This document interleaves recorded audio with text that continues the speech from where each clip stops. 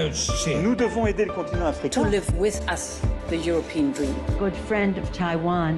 Europe Matin. La revue de presse internationale sur Europe 1. Nous sommes d'abord en Écosse ce matin. Bonjour Élodie Goulesque. Bonjour. Les gros titres de la presse écossaise ce matin.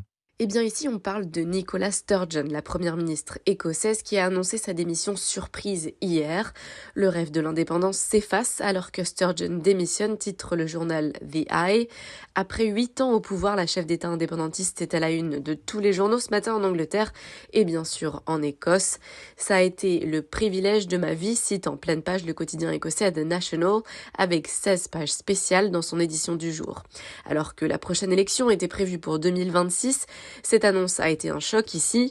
Le Premier ministre britannique Rishi Sunak a remercié sur Twitter Nicola Sturgeon pour son travail, alors que le Premier ministre irlandais Leo Varadkar a lui salué une vraie européenne.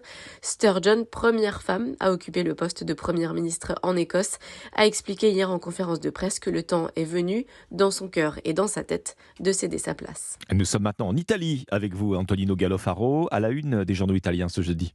La fin des ventes de voitures neuves à moteur thermique en 2035. Cette réglementation européenne ne passe pas du tout ici au sud des Alpes, du moins au sein de la droite au pouvoir. C'est une folie contre l'Italie, s'est insurgé Matteo Salvini, le ministre des Transports, sur la télévision en privé Rete 4.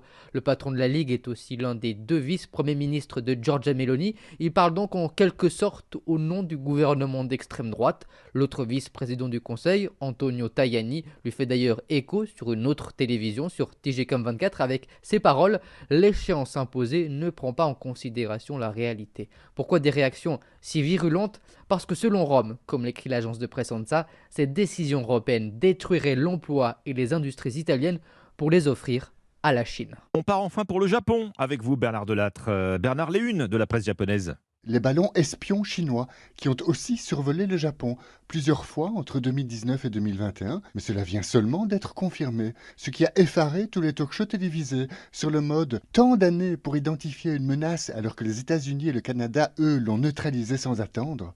Sur des images d'archives diffusées par les chaînes Fuji News et Tokyo Broadcast, on voit le ministre de la Défense de l'époque assurer que ces fameux ballons ne mettent aucunement en péril la sécurité nationale. Sauf que, rapporte le Japan Times, ils ont survolé des régions qui compte beaucoup de bases militaires, ainsi que plusieurs centrales nucléaires, ajoute la télé publique NHK.